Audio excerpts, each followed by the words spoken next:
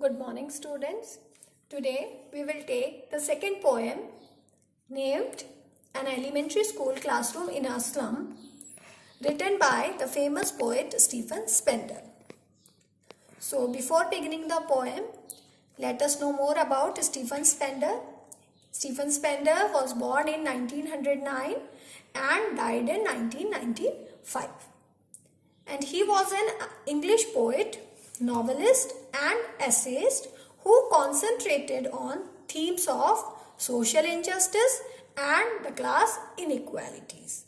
Okay, so the basic themes of Stephen Spender's poem are social injustice and class inequality. He was professor of English at University College, London between 1970 and 1977 and then became Professor Emeritus. He was appointed Poet Laureate Consultant in Poetry to the United States Library of Congress in 1965. Okay, so here I want to make it more clear. Professor Emeritus means he got honorably retired from this position as a professor. He got honorably retired. Okay. So before starting the poem, I just want to give a background that why Stephen Spender got this theme of writing this poem. Stephen Spender students, he visited an elementary school in a slum. And what he noticed there? He noticed that the classroom was very dim and the paint of the walls was faded. And he also noticed the children of slums, that they were very weak, sickly and unnourished. Okay. So this motivated him to write on social injustice and class inequalities. Okay, so let us begin the poem. First of all, let us see the first paragraph. Far, far from the gusty waves. Gusty waves means the children are very far shows the way, means how far these children are from the changes or from the life of normal children. They are very far. Gusty waves means sudden blast, sudden changes which are going on in the cities. Okay, so sudden blast is the main meaning of gusty wave. These children's faces are very far away from the normal life of the city. Like rootless weeds, the hair torn round their parlor. Like rootless weeds means that plants, the weeds which do not have roots or which have got uprooted. Okay, weeds means unwanted or wild grass or plants. The hair torn round. Hair torn means their hair are unkempt and they look like rootless weeds.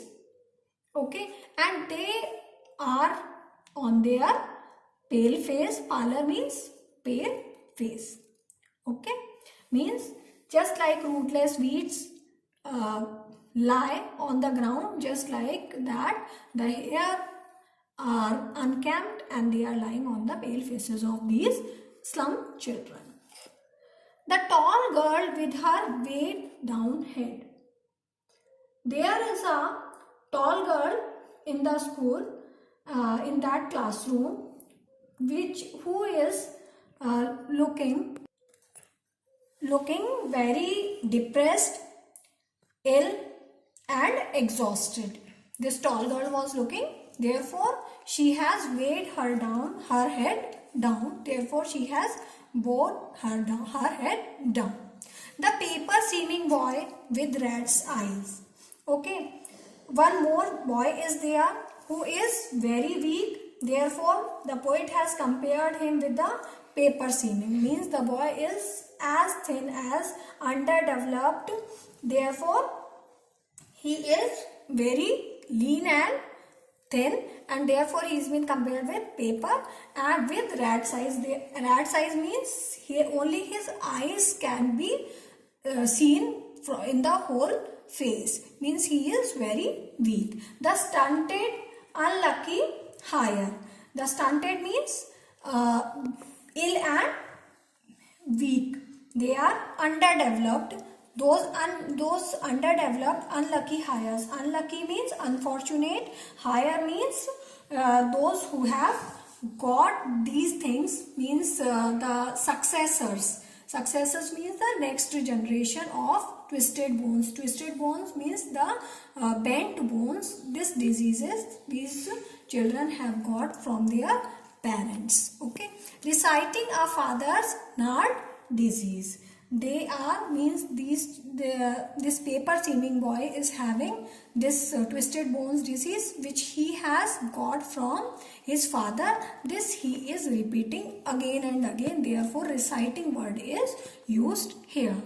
His lesson from his desk at, and he is means what he is reciting. He is reciting this thing that he has got, this twisted bones, means from his desk he is repeating this thing. He is not interested, not at all interested in taking the lessons whatever is taught in the class. Okay. His at the back of dim class. So at the back of the dim class, what is going on? At the back of that dim class, one unnoticed sweet and young, means there is another sweet boy. One boy is here who is the unlucky hire of twisted bones, who he has got this disease from the father itself. Then another sweet boy is also there sitting at the back of the class. He is sitting there unnoticed, means no one is noticing him. Means what he is doing? He is dreaming of squirrels playing in the trees. Okay, he is busy in the squirrels game. In the tree room. Tree room means the place which the squirrel had made in the tree. So what the squirrel is doing? It is going inside that tree room and coming out. So this boy is busy in looking towards this game of the squirrel, means he is totally diverted from the classroom. He is looking outside the classroom and no one is noticing that where this boy is concentrating. Other than this, means he is sitting there unnoticed and dreaming of squirrels playing. We all know the dull and monotonous atmosphere in the classroom is perhaps unable to arrest his attention. Means we know that there is nothing interested going in the class, therefore this boy is looking outside. Okay. On the in the first paragraph we have known about the atmosphere of the class, means what kind of children are there, how weak, how undernourished children are there. Let us move towards the second paragraph of the poem. On sour cream walls, donations. Shakespeare's head, cloudless at dawn, civilized dome, riding all cities. Okay, so in the beginning only I have told you that what is the color of the walls of the classroom? It is sour cream, means it is very dull. Okay, so the poet here describes the dirty classrooms. Okay, the walls of the classrooms are pale and dirty, therefore sour cream color means the dullness. Cream color shows the dullness of the walls, and sour means that bad smell is also coming out, that unpleasant smell is also coming out. Okay, so the atmosphere or the situation of the class is very poor. So then on the walls are displayed. What is displayed? The donations. Donations means the name of those people who have donated some or the other things in the slum school. So their names are being written on the walls of the classroom. Okay. Then then there is a picture of Shakespeare's head. Shakespeare's picture is lying on the classroom wall. And cloudless at dawn means the picture of big civilized domes, which civilized dome means the pictures of the domes of the big cities. They represent the quality life of the city. Okay, means big buildings are there in the cities, but these children have never visited such a type of civilized domes, means those big buildings they have never visited. Okay, riding all cities, bed, flowery, trolleys, very open-handed map. See here, what else is there in the classroom? Shakespeare's head is there. Cloudless at dawn means clear sky is there in the clear sky picture is given in the classroom. Then civilized dome means big buildings are being built. Big buildings picture is there on the walls. Riding all cities. Then bed means having bells. Flowery means very beautiful. Trolleys Valley student. What do we mean by Trolleys Valley? It is Austrian Alpine Province Valley, and it is a region basically. It is a valley which is present in Austrian Alpine, and it is very beautiful. It is adorned with, or it is decorated with the flowers. Means very beautiful flowers grow there. Therefore, here it is written flowery trolleys valley. Open-handed map. Then one more picture of map is there. World map is there. And what is going on?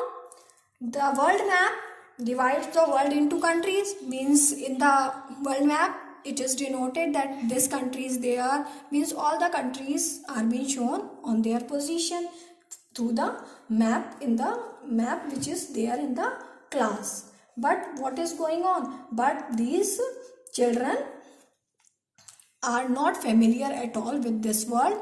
They only know their own world. Okay, awarding the world its world means this map is telling that this is the actual world. But and yet for these children, what is their world? For these children, students, these windows not this map, their world. Okay, for them this world, the picture of Shakespeare, all these, the Trolleys Valley, they don't make any sense for them. Okay, so because they have only their slums are there, those dirty walls are their world. They have never stepped out of that. Therefore they are not aware that such world also exists outside the slum. Okay, where all their futures painted with fog. So what is there? Means their world does not contain huge domes or prosperity or the nature's beauty present in the picture. Whatever is present in those pictures, they are far from the reality for those children. Okay, but unfortunately what is there? Their future is painted with fog. Means fog of what? Fog of hopelessness and hunger. Okay, hopelessness means they don't have any hope even. Okay, hopelessness and hunger, and their future is grim and dark, and it is uncertain. A narrow street sealed in with a lead sky. Means their world or their future lies in those narrow streets where they are living, which are sealed. Sealed means well packed with the lead sky. Lead sky means lead is an element we all know, and which is quite poisonous. Okay, so that is dull and dark sky where they find very difficult to even breathe. That is their life, that is their world, and there only their futures lie. Okay, far far from rivers, caves and stars of words. Okay, means these children are very far, therefore 2 times far is being used. They are very far from the real rivers, they have never seen the rivers. The caves, caves means the place from where, place of land from where the sea begins. Okay, so that land they have never seen. They have never seen the clear sea, and the open, in the open sky they have never seen the star of worlds, means they have never seen those stars, means in the clear sky, because their sky is full of lead, that is sealed with the lead, covered with the lead, and therefore they are unable to see the clear sky or the stars in the clear sky. So they are living a very pathetic situation, in a very pathetic situation. So students, in this manner we have read paragraph 1 and para 2 of the poem. So in para 1, what are the important things that let us recall? That these slum children are compared to the rootless weeds, and one more thing, there is a tall girl who with her weighed down head, means why she has weighed down her head, because she is depressed. Okay, then these rootless weeds, their hair are unkempt, and therefore they are spread or they are scattered on their faces. Okay, then the stunted boy with twisted bones, the stunted boy is there, who is the unlucky hire of the twisted bones, means that boy has taken that boy is the successor of his father's twisted bones disease. Okay, and that he is repeating again and again. Okay, then one more sweet boy is sitting at the back seat of the class, and he is unnoticed by anyone, and he is busy in looking towards the squirrel's game. Okay, so this was all the first paragraph. Then in the second paragraph we have read that sour cream walls are there, means this is the situation of the walls of the class. And what is there on the walls? Donations means the name of the people, those who have given donations. Then Shakespeare's head is there. Then a picture of cloudless at dawn, means sun rising scene is there, and where a clear sky is there. Therefore it has been called without any clouds or cloudless. Okay, and civilized domes means big buildings, civilized buildings, civilization, which are the symbol of civilization in those cities, riding all cities, means in every city this is a usual or normal scene. Belled flowery trellis means this is the valley I have told you, and it is decorated with flowers and bells. Okay, then an open-handed map means the original picture of the map is also there on the wall of the classroom, but this map, these donations, Shakespeare's head, cloudless at dawn, means these pictures doesn't make any meaning for these children, because their future lies in those narrow streets where which is painted with the fog, and that future is, those streets are sealed with the lead sky, means even they are not having the clear sky to look at the stars. So in the next video we will be reading the third and fourth paragraph of the poem An Elementary School Classroom by Stephen Spender.